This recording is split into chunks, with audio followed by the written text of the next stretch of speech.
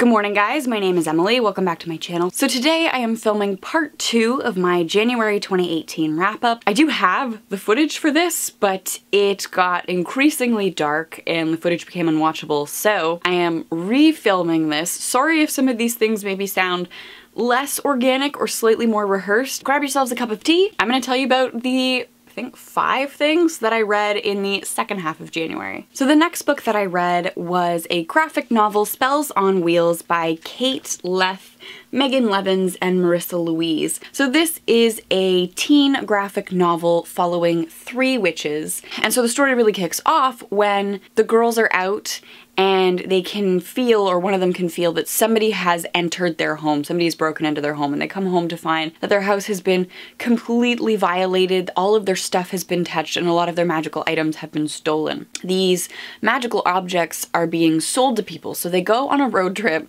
to collect their stolen magical items and try and figure out who broke into their house. It's a very fun graphic novel, it's very diverse. I love witches. I love witches and I love sisters, and the relationships here were great. I love the representation, I love the diversity. The art in here is beautiful, and I mean, if you like witches and like any book with witch or magic is of interest to you, I think you will really, really enjoy this. So after Spells on Wheels, I read Tyler Johnson Was Here. So I was given access to a digital copy of this arc in exchange for an honest review through work as an Indigo employee. Tyler Johnson Was Here is written by J. Cole. It's another novel that's born out of the Black Lives Matter movement. The story is told from Marvin Johnson's perspective, and Marvin is Tyler Johnson's twin brother. The pitch that I was given for this book, because when we get these books, we're always given a little blurb for each one. So we know right off the bat that Tyler Johnson has been murdered by a police officer at a party.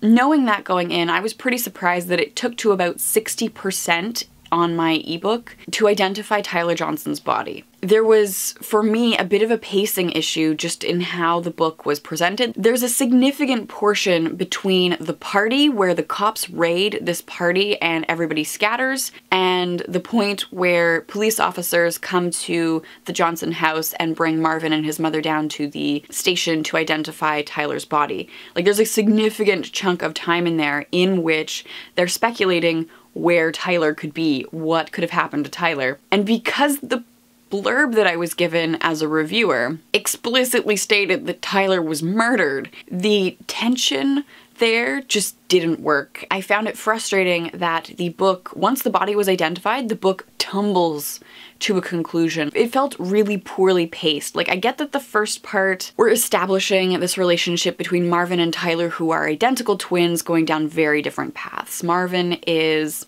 very academically driven, nerdy, wants to go to MIT, and Tyler Johnson is less academically driven and has sort of recently become a part of a gang and has started dealing drugs. It's that whole like identical twin trope. We love that trope in literature. 2 genetically identical humans making very different life choices while they were raised in the same environment. We love that.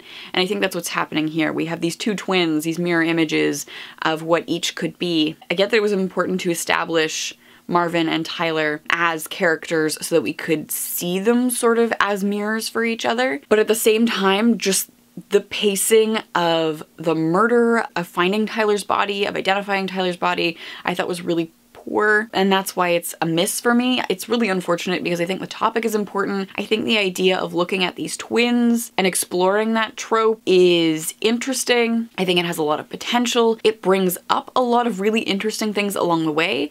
I just think the pacing could have been better, and if the pacing was better, the overall impact of this story would have been better. I would still recommend giving it a chance. Maybe you won't find the pacing an issue, and I do think it's an important story. I wouldn't write it off if you were interested in it, but those are my 2 cents. So the next book I read was another graphic novel, and that is Quiet Girl in a Noisy World, an introvert story by Debbie Tung. Now this was perfect. It was what I needed when I was feeling really stressed out and really guilty and like coming off of Christmas. Christmas is great. It's nice to see everyone. It's nice to get together. I just wish Christmas wasn't crammed into 3 to 5 days. you spend months, literally months. In October, we started setting up for Christmas at my work. There's so much preamble to Christmas, and then in 3 days, it's incredibly hectic, incredibly chaotic. There's no enjoyment.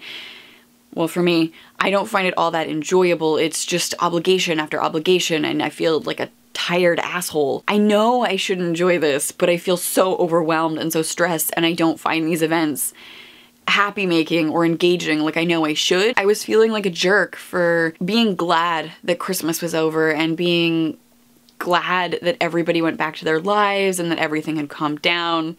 And so reading this, and I guess having that need to recharge, that need to withdraw and recharge sort of affirmed, was really great. It made me feel a lot more valid in my feelings towards Christmas and the whole craziness of the season. I think this will be a good book to have to sort of return to and just validate those feelings. So if you are an introvert and you would like short, quick visuals that affirm your experience, I would highly recommend this. So the next book that I finished was for my reread project, and that was Anne of Green Gables by Montgomery. I kind of regret that I didn't vlog this experience. I think it would have been a lot of fun to capture my thoughts as I went and capture the things that I noticed this time as I went. So I think for the rest of the books on the reread project, I'm going to try and vlog each first impression, and then along the way, things I notice. I think I would like to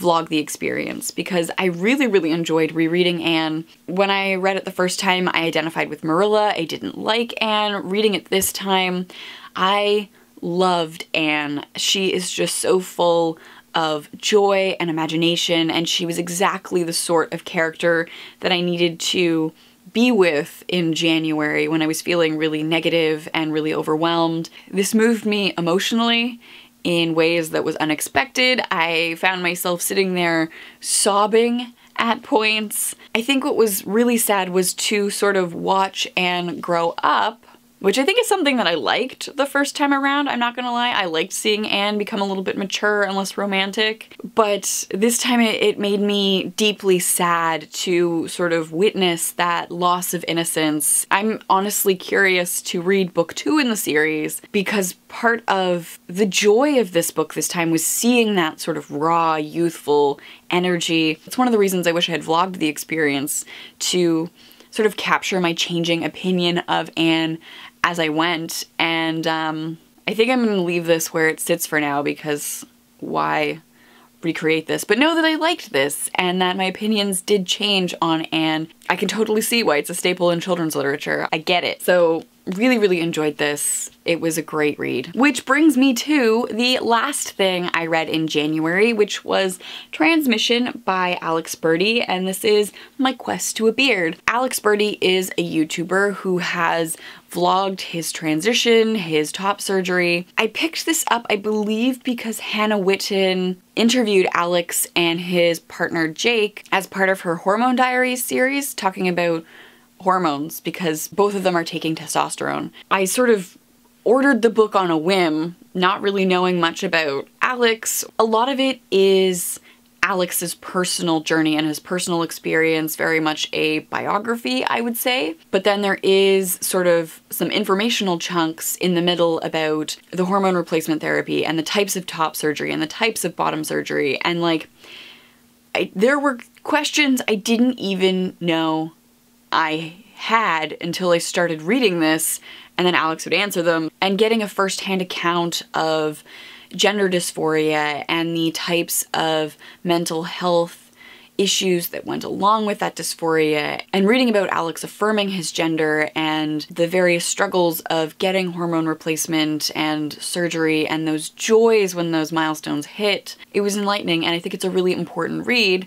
I definitely think this is targeted towards young people. It's very readable, it's very visually appealing. There are lots of like doodles and stuff. So I could see giving this to like a teen readership just for better understanding, for better empathy, because transness was not talked about at all in my sex ed classes. Queerness, I don't think was either. And I feel like I'm dating myself because this is probably part of curriculums now in more progressive places. So I enjoyed sort of reveling in my ignorance and getting educated on a perspective that is like entirely out of my life experience. I think if you want to be a good ally, which I do want to be a good ally. I want to be supportive of fellow humans in my community. So I think educating yourself is good, and that's why I'm always looking for new things to read, new things to learn, new perspectives to learn about other people's lived experiences, things that I will never experience,